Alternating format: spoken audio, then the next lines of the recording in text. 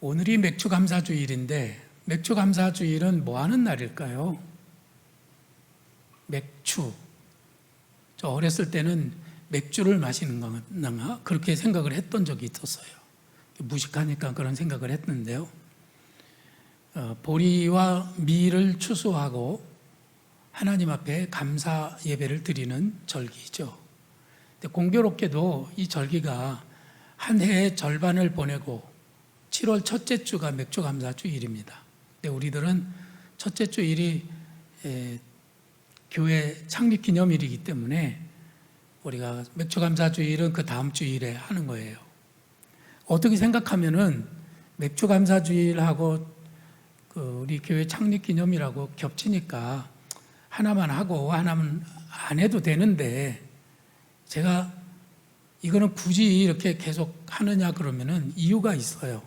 왜 그럴까요? 우리는 감사는 모래에다 새긴다고 하잖아요. 누가 나에게 은혜를 베풀고 하나님이 나에게 베풀으신 은혜들에 대해서는 고마운 마음을 갖지 않아요. 100가지 잘하다가 한 가지 좀 나쁜 게 있으면 그것 때문에 막 원망하고 불평하고 짜증내고, 그래서 100가지 감사를 다 잊어버려요. 그래서 거의 감사 없는 삶을 살아가는 겁니다. 안 그런가요? 그래서 1년 2번 감사주의를 지키는 거예요. 근데 창립기념일하고 감사주일이 이렇게 겹치기로 있어가지고 이게 뭐 한 번은 안 하면 좋겠다는 생각을 저도 할 때가 있지만은, 우리들이 감사는 많이 할수록 좋은 것이고 어떤 경우에도 우리들이 감사를 놓치는 일은 없어야 하겠습니다. 특별히 올해 2021년 우리들은 하나님이 우리를 붙들어 주신 은혜에 대해 감사하는 그런 감사주일이 됐으면 좋겠습니다. 어느 주일날 오후 시간이었는데요, 제가 누구를 좀 찾았어요. 그분 어디 갔어요? 그랬더니 아내가 하는 말이 뭐라 그러냐면, 여선교회 사업부에서 파는 김치 한 통을 사가지고 셀 가족을 만나러 갔답니다. 그 셀 가족은 교회 잘 안 오는 분이었어요. 어려움이 많은데도 불구하고 이 마음속에 믿음이 약해요. 하나님을 의지하는 마음이 매일 흔들립니다. 그러니까 교회도 잘 못 오죠. 셀 모임도 잘 안 합니다. 그래서 이 셀 리더가 그 셀 가족이 좀 굳센 믿음으로 하나님 앞에 붙들려 살면 얼마나 좋을까 하는 그런 마음으로 그 연약한 믿음의 셀 가족을 찾아간 거예요. 그리고 김치를 전해주면서 그의 삶을 격려해주고 위로해 주었던 겁니다. 그래서 제가 그 얘기를 들으면서, 아하, 그 셀 가족은 어쩌면 한편으로 귀찮게 생각할 수도 있어요. 나 좀 잊어버려 주면 너무 좋겠다. 왜 자꾸 전화하고 왜 자꾸 찾아오고 뭘 자꾸 전해주고 그래가지고 부담이 된다는 생각도 할 수 있을지 몰라요. 그러나 그렇게라도 안 하면 그 연약한 믿음을 세워줄 수 없기 때문에 그 셀 리더는 그 셀 가족을 붙잡아주고 있는 겁니다. 그 얘기를 들으면서, 그래, 셀 리더만 셀 가족을 붙들어주는 게 아니라 우리 하나님은 또 나를 붙들어주고 계시지. 내가 어렸을 때 젖먹이로 있을 때 부모님은 나를 붙들어 주시고 나를 키워주셨지. 내가 청소년이었을 때, 내가 병들었을 때, 또 내가 이렇게 저렇게 힘들 때 누군가는 나를 또 붙들어 줬겠지. 그러니까 오늘 내가 여기 있는 것 아닌가, 그런 생각을 하니까 마음에 감동이 오더라고요. 그 셀 리더는 지금은 자기를 셀 리더가 붙들어주는지 잘 모르고 있지만은 먼 훗날 그분이 집사님이 되고 권사님이 되고 그분이 교회의 든든한 일꾼이 된 다음에는 그때 옛날에 우리 셀 리더 아무개가 그 김치를 사들고 나를 방문했던 것이 그게 나를 붙들어주는 그런 은혜였구나 하는 것을 깨닫게 되겠죠. 오늘 읽은 말씀에 우리들이 보게 되면은 하나님은 우리의 걸음을 정하셨다고 말씀하십니다. 이 말씀을 다 같이 읽어보겠습니다.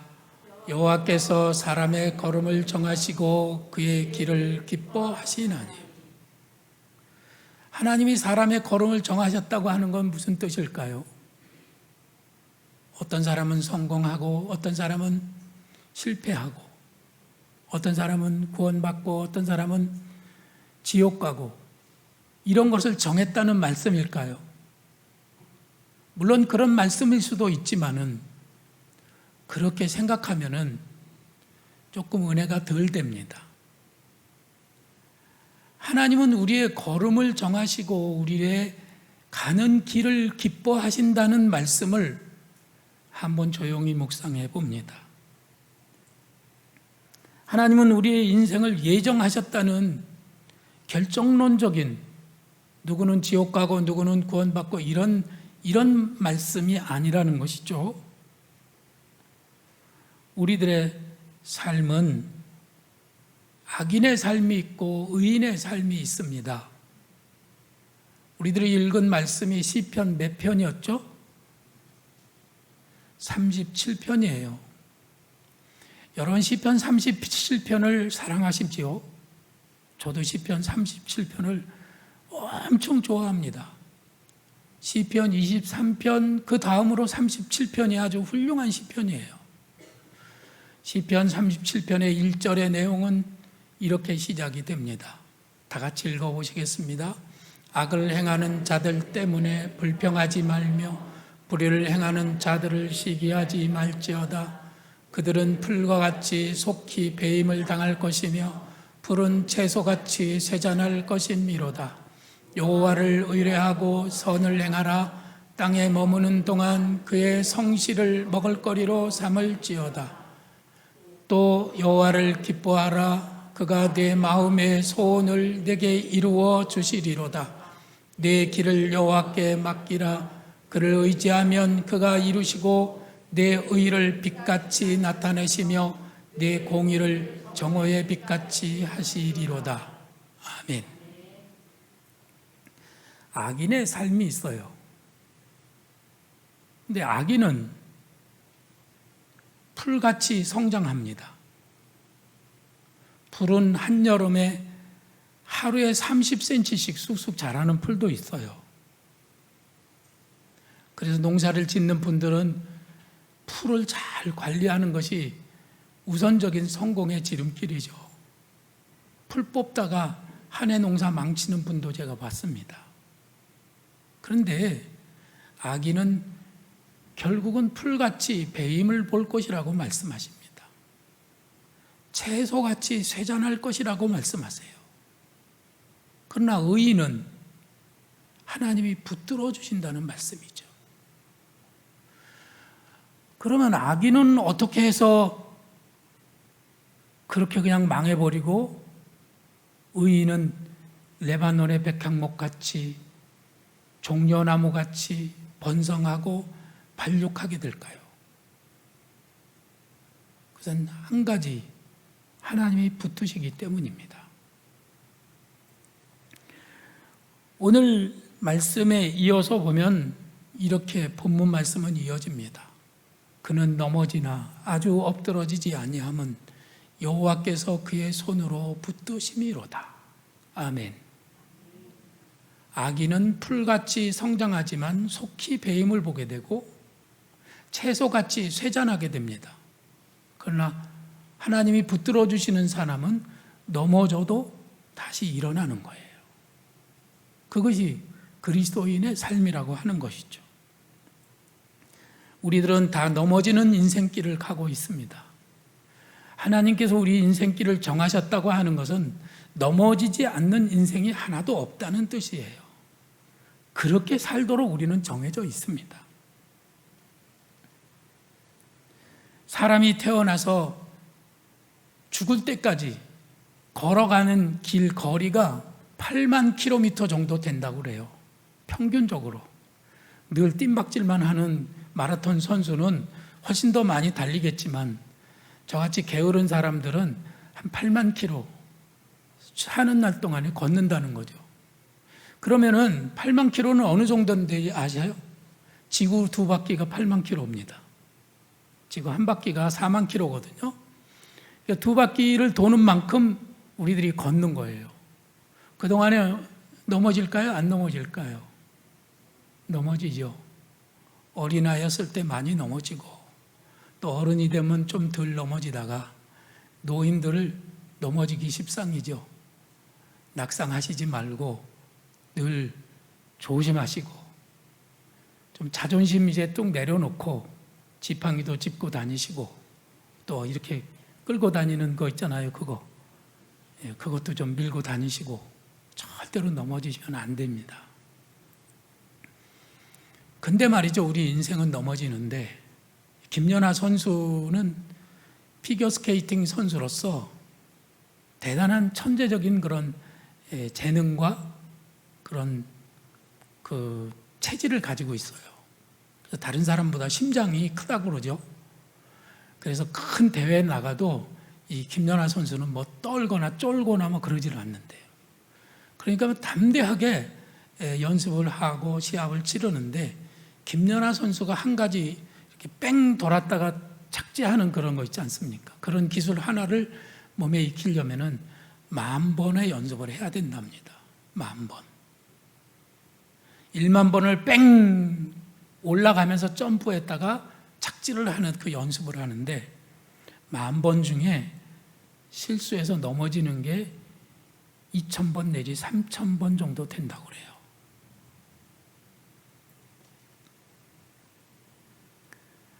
우리가 여기서 한 가지 배우는 것은 넘어지지 않고는 발전할 수 없다고 하는 것이죠. 어린 갓난아기는 걸음마 연습을 할 때 제일 먼저 넘어지는 연습부터 합니다. 아이들이 지혜로운 아이들은요, 넘어지는 연습을 먼저 잘해요. 넘어져도 안 아프게, 다치지 않게, 그냥 안 넘어져도 되는데 그냥 넘어지고 주저앉고 그러면서 넘어지는 연습을 하죠. 그리고 넘어지는 연습이 익숙해진 다음에 아이들은 자신 있게 걸음마를 하게 되는 것이죠. 넘어지면서도 다시 일어나 또 목표를 향해 가도록 우리의 인생을 정하시고 그리고 그런 모습을 보면서 하나님은 기뻐하신다고 하는 거예요. 어린아이들이 넘어졌다 일어나서 다시 발걸음을 뗄 때 부모들이 박수를 치면서 칭찬하고 격려하는 것과 똑같습니다. 이사야서에는 이런 말씀이 있어요. 두려워하지 말라. 내가 너와 함께 함이니라. 놀라지 말라. 나는 네 하나님이 됨이라. 내가 너를 굳세게 하리라. 참으로 너를 도와주리라. 참으로 나의 의로운 오른손으로 너를 붙들리라. 하나님이 의로운 오른손으로 붙들어 주신다는 거예요. 넘어지지 않게, 아니 넘어졌다가 또 다시 일어날 수 있도록 붙들어 주시는 거죠. 할렐루야. 그런 은혜가 오늘도 우리에게 이렇게 넘쳐나고 있는 겁니다. 여기에 내가 너와 함께함이라. 놀라지 말라. 나는 네 하나님이 됨이라. 내가 너를 굳세게 하리라. 이렇게 말씀하셨는데 여기서 너는 누굴까요? 이 말씀의 앞에 절은 이렇게 되어 있습니다. 나의 종도 이스라엘아, 내가 택한 야곱아, 나의 벗 아브라함의 자손아. 이건 이스라엘 민족을 가리키는 말이에요. 물론 이스라엘만 가리키는 말은 아니고 여기 이 말씀에 내가 너를 붙들리라 하고 하시는 말씀에 너에다가 나를 넣어도 됩니다. 내가 영길이를 붙들어 주리라. 내가 너를 굳세게 하리라. 내가 문목사를 나의 의로운 오른손으로 붙들리라 하시는 말씀과 같다는 것이죠. 그 말씀을 읽을 때마다 여러분들은 하나님이 오늘도 나를 돕고 계시고 나를 붙드시는구나 하는 말씀으로, 내게 주시는 말씀으로 받아도 아무 문제가 없어요. 그러면 나는 누구고 야곱은 누구고 아브라함은 누굴까요? 그 사람들은 넘어지는 인생을 살았던 사람들이고 우리들도 똑같이 그들과 똑같은 인생을 길을 가는 사람들입니다. 그들은 참 위대한 믿음의 사람들이기도 하지만은 넘어지기를 무지 잘했던 사람이에요. 넘어지면서 팔목도 부러지고 그리고 인대도 끊어지고 그래서 기부스를 하고 다닌 적도 있었단 말씀이죠.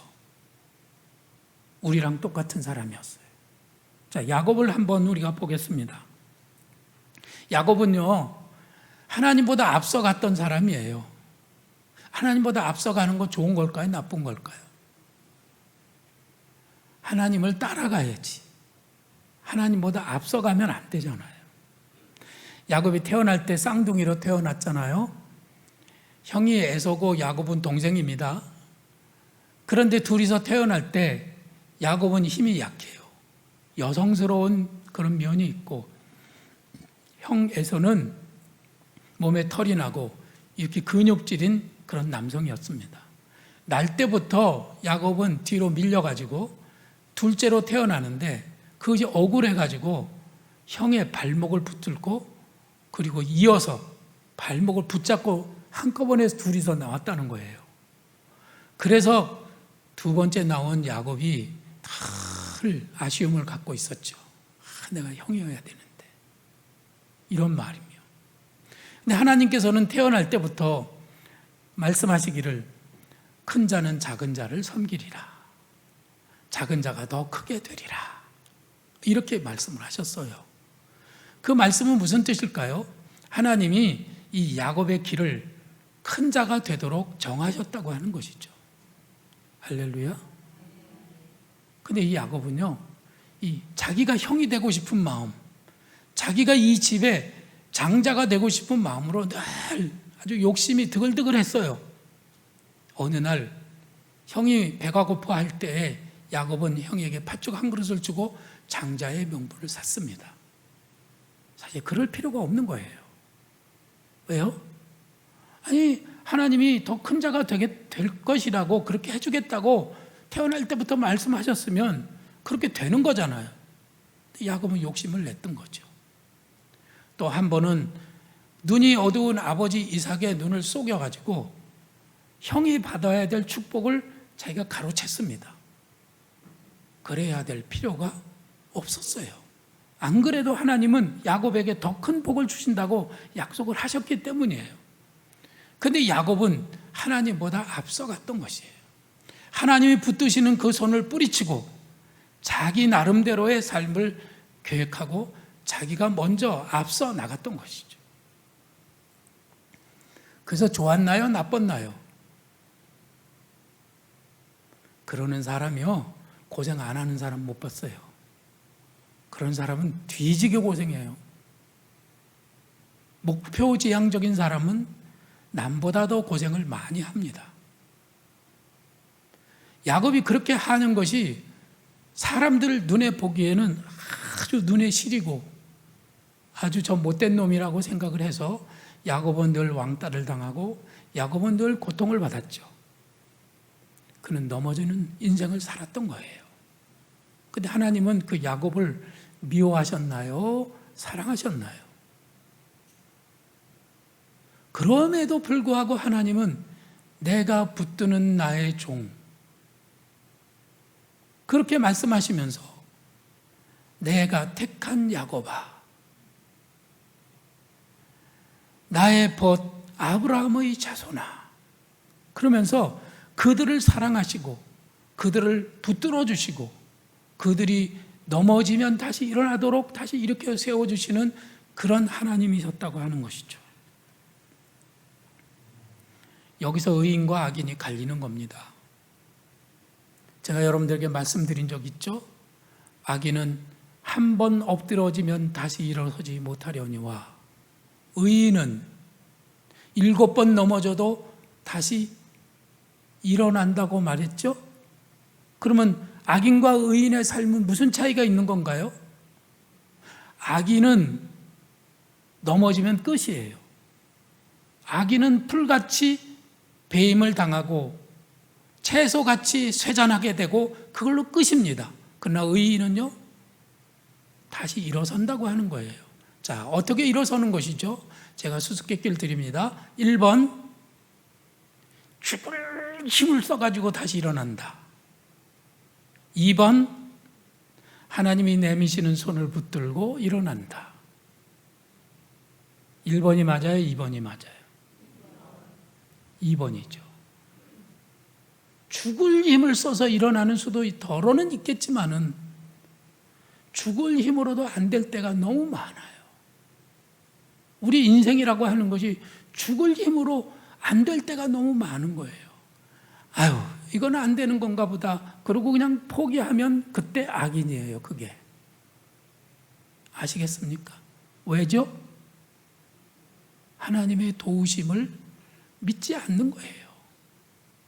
하나님의 도우심을 받아들이지 않는 겁니다. 그걸 부정하는 겁니다. 그러니까 한 번 넘어지면 안 일어나요. 한 번 삐지면 다시 돌이키지 않습니다. 한 번 주저앉으면 그때는 소망을 품지 않아요. 그래서 그는 악인이에요. 그러나 의인은요, 어떤 경우에도 하나님이 내미시는 손이 있을 거라고 믿음을 가지고 하나님 앞에 기도하고 간구하고 그리고 그분의 손을 붙들고 다시 일어서는 사람이 의인인 것입니다.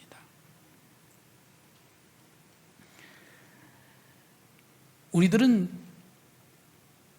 인생을 바르게 사느냐 틀리게 사느냐 그거에 굉장히 마음을 많이 써요. 그 사람 착한 사람이냐 악한 사람이냐, 그 사람 지옥 갈 사람이냐 천국 갈 사람이냐, 요걸 가지고 굉장히 사람을 구별하는데 하나님도 똑같이 그러실까요? 물론 율법이라고 하는 것은 우리들이 얼만큼 율법을 잘 지키느냐에 따라서 그 사람이 의인이 되고 율법을 못 지키면 악인이 된다고 그렇게 말하지만 하나님은요, 우리를 평가하실 때, 악인과 의인을 평가하실 때 잘했냐 못했냐로 평가하시지 않는다는 거예요.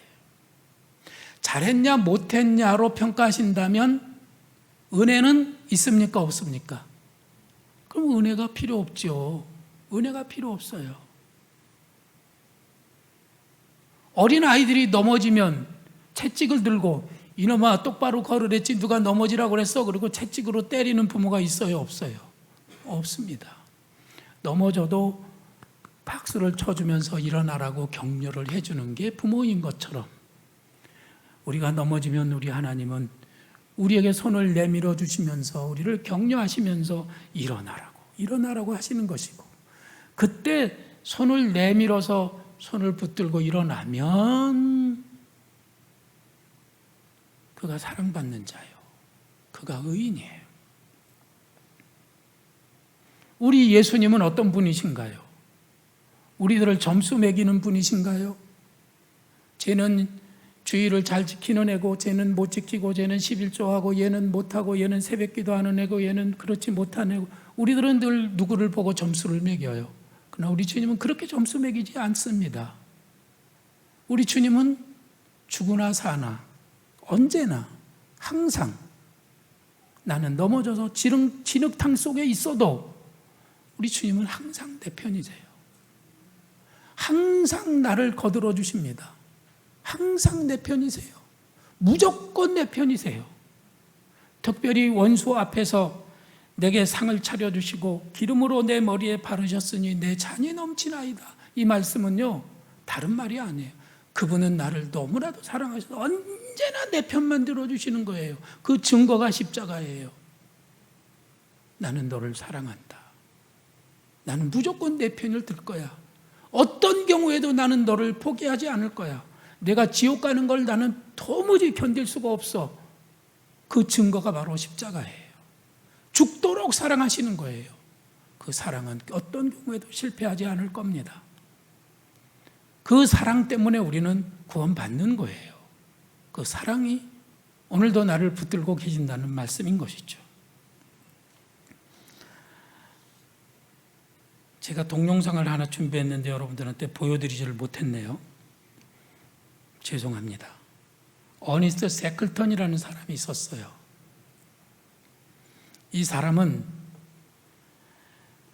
1914년 8월 1일에 그러니까 지금으로부터 110년 전이죠. 그때쯤에 영국 사람인데 28명을 거느리고 남극 대륙을 횡단하는 그런 목표로 런던을 출발했습니다. 남극은 무지하게 추운 데잖아요. 온도가 영하 70도예요. 거기다 바람은 시속 300km의 강풍이 불어오는 곳입니다. 그런데 남극에 갔다가 1915년에 빙산이 주변에 있는데 그 사이에 들어갔다가 얼음이 계속 점점 늘어나가지고 얼음 사이에서 배가 파손이 됐습니다.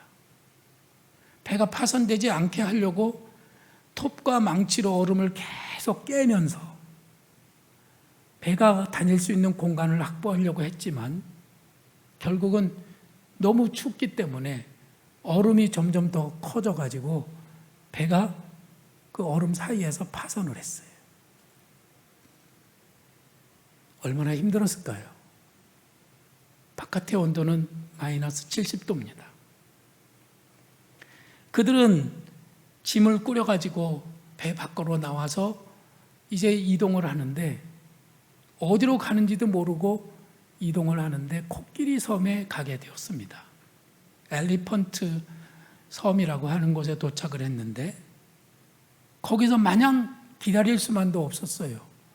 그래서 작은 조각배 6m짜리 구명 포트를 타고 6명이서 조지아 섬으로 가게 됩니다. 사우스 조지아 섬이라고 우리가 보면은 저 남아메리카에 쭉 이렇게 뾰족한 남아메리카 밑에 아주 밑에 사우스 조지아 섬이 있는데 거기까지 남극에서 거기까지 이제 6m짜리 구명 포트를 타고 가는 겁니다. 너무너무 힘든 시간이죠. 가는 거리가 2000km입니다. 파도의 높이는 20m입니다. 바람은 초속 300km로 붑니다. 거기를 가다가 어느 날 세클턴이 하늘에 하얀 구름이 보였어요. 야, 하얀 구름이 보이는 걸 보니까 강풍이 이제 멈추려나 보다 그렇게 생각을 했는데 그 하얀 구름이 갑자기 사라지는 거예요. 그래서 다시 보니까 하얀 구름이 아니고 파도가 얼마나 높이 쳤는지 저 하늘의 구름처럼 보였다고 하는 것이죠. 도무지 헤쳐나갈 수 없는 그 바닷길을 2000km를 갑니다. 작은 조각배기 때문에 파도가 쳐서 물이 계속 바닷물이 뱃속으로 들어와요. 그리고 배에서 그게 얼음으로 얼어요.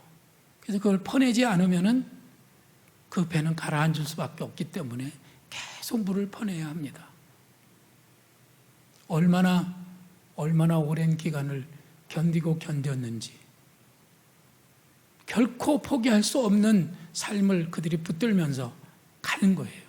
자, 사우스 조지아 섬에 도착했어요. 야, 섬이다.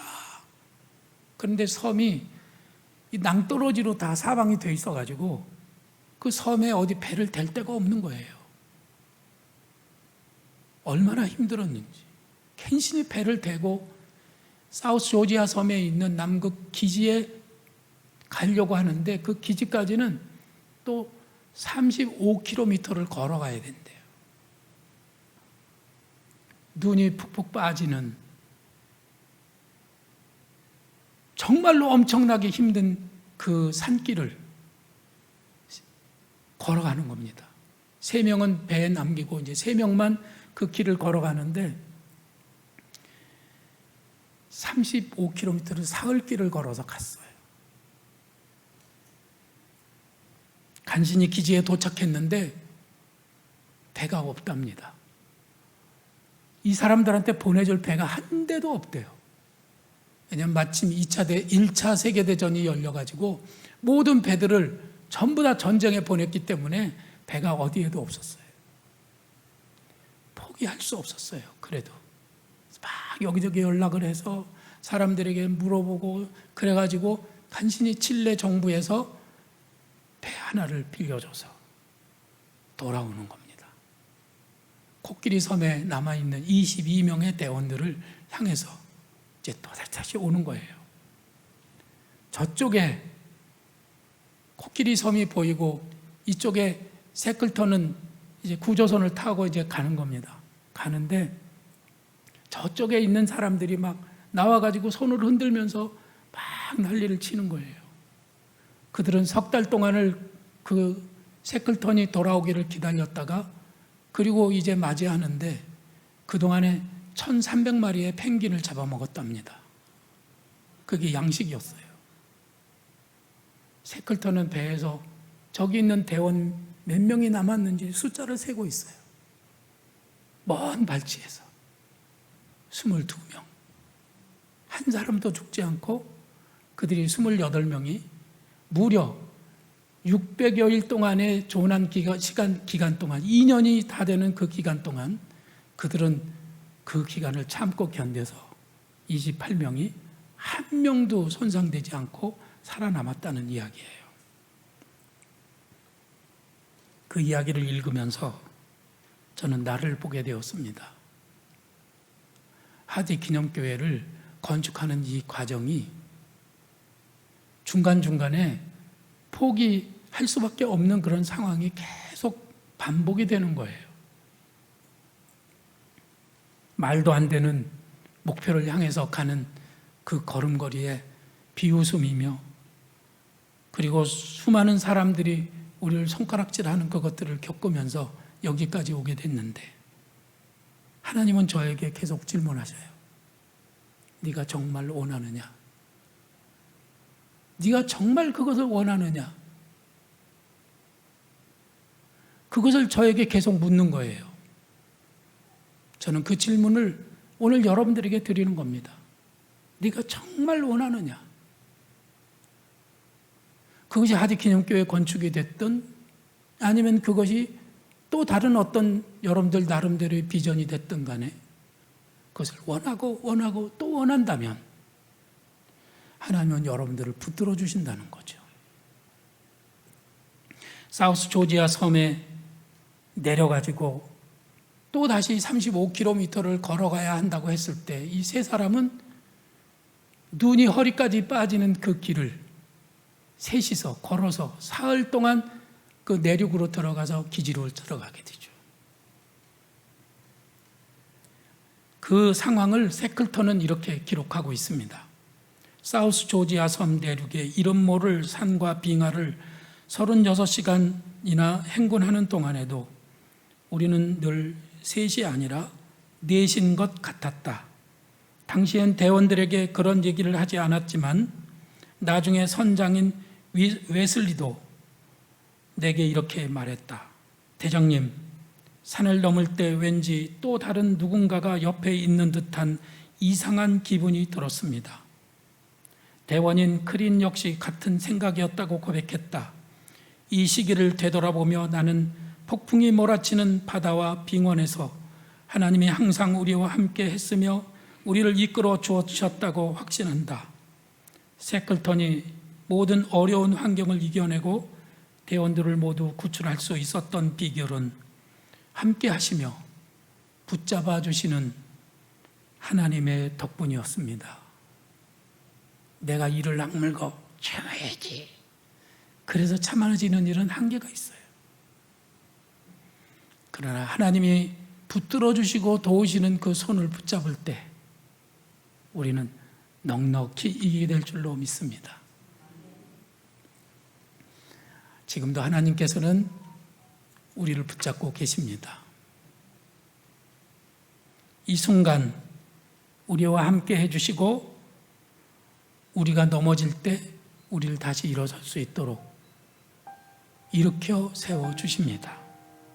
따라서 우리는 문제 가운데서 낙심도 하고 번아웃되기도 하지만 하나님께서 지금도 의로우신 오른손으로 붙들고 계심을 잊지 마시기 바랍니다.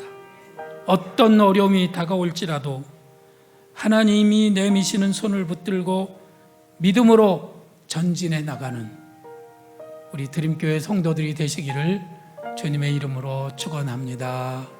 우리 함께 찬양하겠습니다.